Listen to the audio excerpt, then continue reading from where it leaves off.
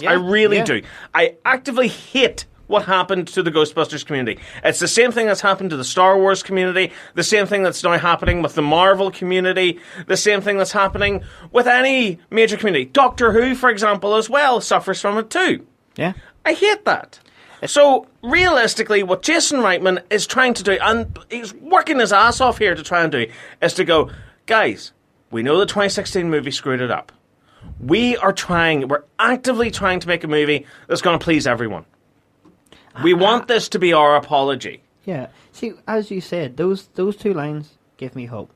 What he had said was like, this, because I'm a fan. And that's the thing. It's like, as I said, when we talked about this and the last time on the phone, I said, I've said to you plenty of times that I'm a wee bit iffy with this new one, because I'm going like, will it be good?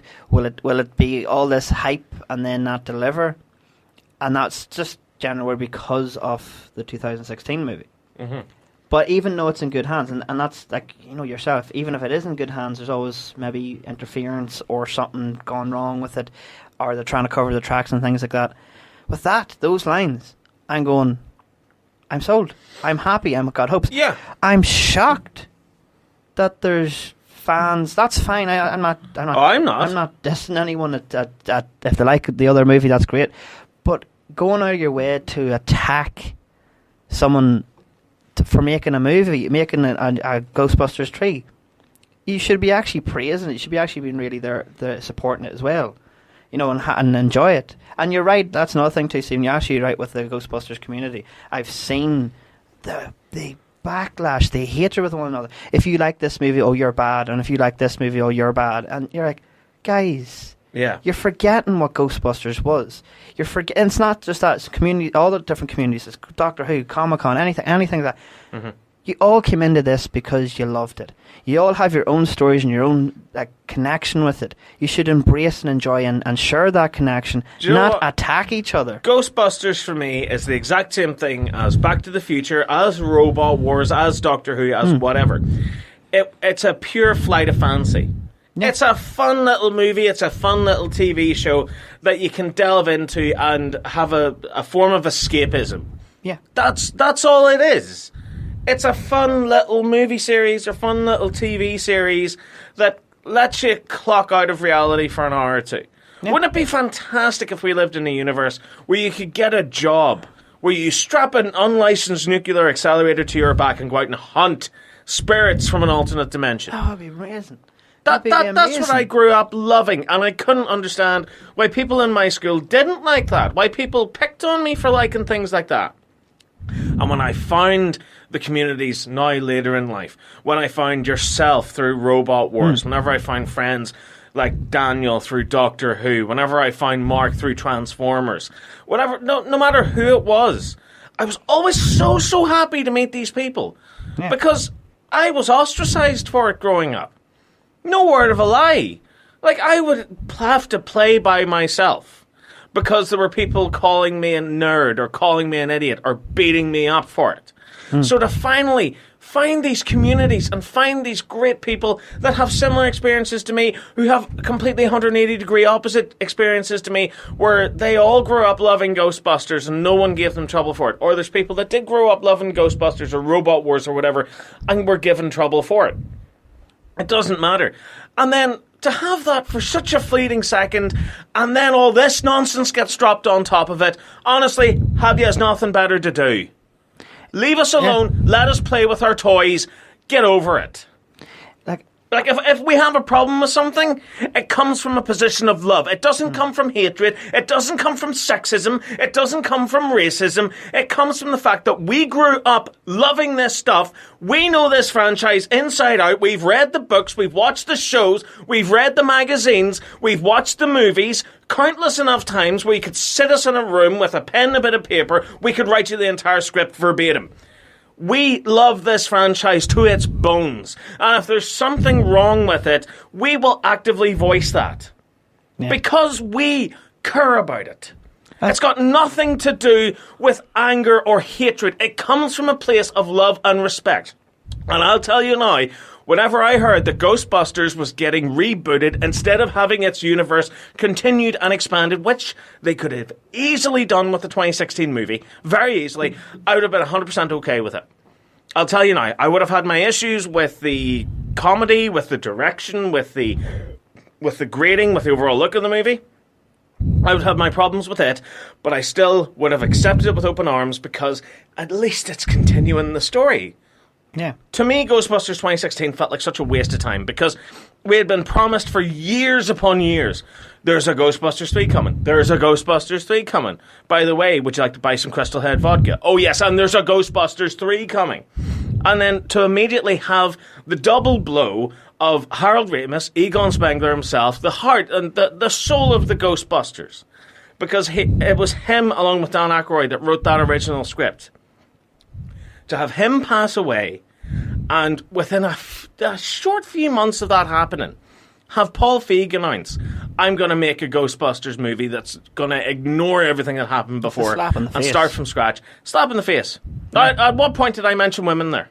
None. There you go. But yet still, I get called a sexist. I get called a misogynist because of hating that. Annoys me too. The fact is, a lot of people, as I said, a lot of people forget why they came to this franchise, why they bonded over it, that showed their creativity. Like if you look, for example, there's people out there, like young people out there now going, I've made my very first proton pack out of spare parts and stuff, and people are praising them and stuff like that. But yet, if they make something, say the 2016 Ghostbusters, there's people genuine going out and attacking them, going, "Why are you making this? Yeah, that's wrong."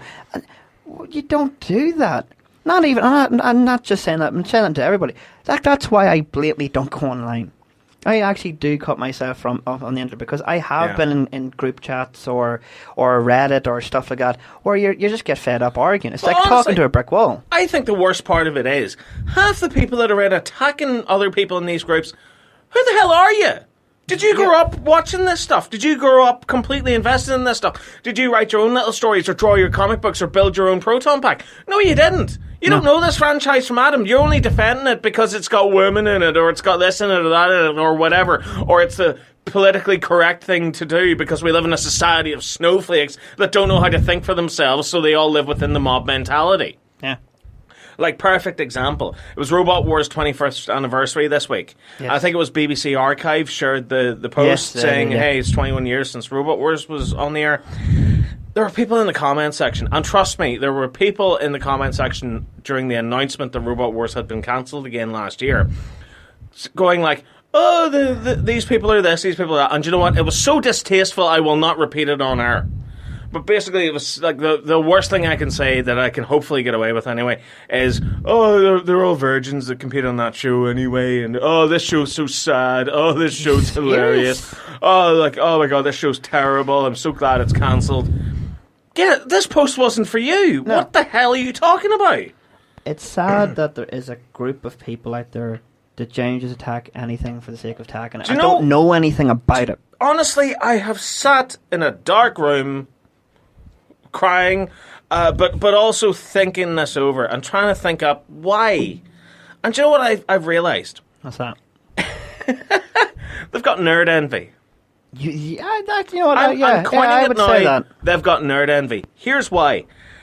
Back whenever we were kids and we were going to school, it was not cool to be a nerd. No, you kept that secret. It wasn't. Well, I didn't keep it secret. Well, I tried. I got my head kicked in. But I tried and I got the same results. Yeah.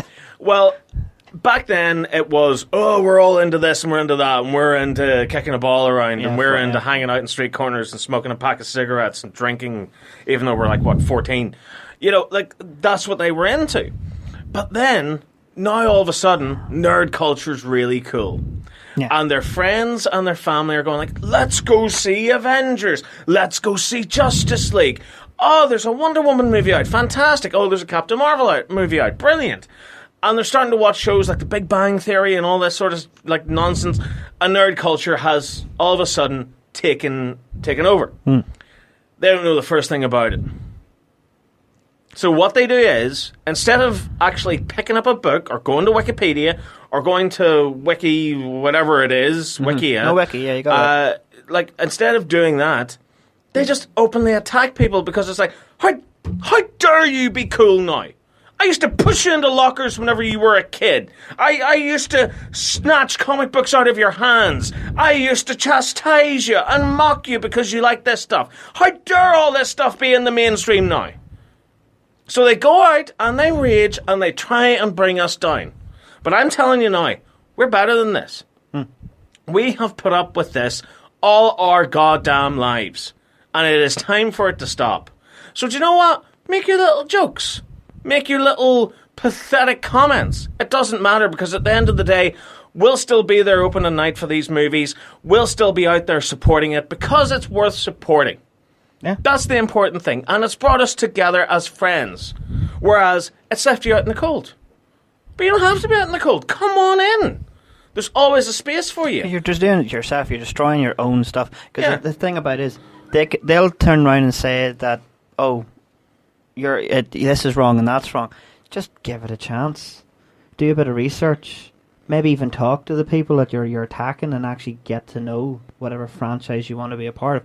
And you never know, you might get some creativity out of it and be better than what you're doing right now, because it is sickening. It actually does make you go, why are you doing this? Why are you attacking? Like that's why I genuinely just switch off, do my own wee thing. Honestly, it's getting really, really old now, and it's really starting to grate on me. You said this to me, right? You said, 2018 was a rocky thing, and all this should die and stay in 2018. Yeah. It seems that it's just crawled out of the grave, and now he's landed. Well, it can bloody well crawl back in it. I'm done with it. Yeah. I really am sick of this. And I tell you now, no director should have to apologise for any creativity that he's put into any project. You always think about the stress that man's been through now. He probably got that much hate that he's going, I've done something wrong. I really, really am sorry. It's not his fault. I don't know. I give up at this point. I really give up at this point. Leave the man alone. Let him make his movie. Let him make it for the fans. And you know what? Whenever it opens and you go to see it, who knows? You might enjoy it. You might finally understand the issues that we had with the 2016 movie. And you know what? If you like the 2016 movie, that's absolutely fine. 100%. You're just experiencing a little something that we had to experience whenever your favourite movie was announced. Yeah. Oh, but I wanted to see more of Holtzman. I wanted to see more of this, that, and the other. Yeah, well, too bad it's getting rebooted back to the way it was. Because guess what? Your way was not as profitable. Anyway, enough of this carry on now. I've been talking about it for too long. I'm excited for Ghostbusters 3. Yes, I'm really excited. I fully stand behind the comments that Jason Reitman said. I again recommend that podcast. It's on followingthere.com right now. Keeping with Ghostbusters. You a big Transformers fan, Anthony? Yeah. Have you heard this news? I have heard news. I have seen it, and I am excited. If it's the one you're talking about, you've seen the toy. I have seen the toy. Right. So by God, yes. are getting. What? We are getting a Transformers Ectomobile. I know, it's so amazing. No, it's not available over here. What? Yeah, it's. I love the fact you brought that up. You give me joy, and then you stab me in the side. Yeah, I don't know what the story is. So why is it not coming over here? I think it's literally just getting released in America. We have to fly to America and steal some. I know, tell me about it. I dread to think what the customs charges are going to be on this thing. Going to be. But I got to tell you this, man. It looks so cool. I know, and it's fully. It looks amazing. It was revealed at the New York Toy Fair. It's the Ectotron. What it's a new Autobot Transformer. Now, is it the one that remember you said there's different sets, like different but you know the way that you transfer them, like there's like 1 set, 2 set, 3 set? This looks like a multi-step changer, although it looks fairly simplistic. Oh, cool. I do like it though. It looks like the back section kind of, where the wings are, like the red wings are, slide out to become the legs, and the front section kind of splits out and becomes the torso and the back, and like the little kind of front grille seems to fold out. Do you know what I would love? And I don't think it'll be a part of the toy, but imagine the proton pack was like it's canon. It is, yeah. Is the proton pack its canon? Yeah. See it there? I thought it was the top of the fire. No, the part of the top section of the car. That's actually the proton pack. The top section of the car, the Ecto One's gadgets on the roof rack. That's the proton pack, and if you look very closely, whenever it's in vehicle mode, you can see the little neutrino ones strapped to the side of it. We need to get this. Yeah. We need to get this. it genuinely looks beautiful. It does, like the detail on it. I mean, like, fantastic. even the packaging's class. Because it's the proper 1980s Gen 1 pack, you know, with like the little grid on it and the kind of like 80s kind of colouring. It's like a Transformer story happening in the comics. There is, but we're going to talk about that in a little second.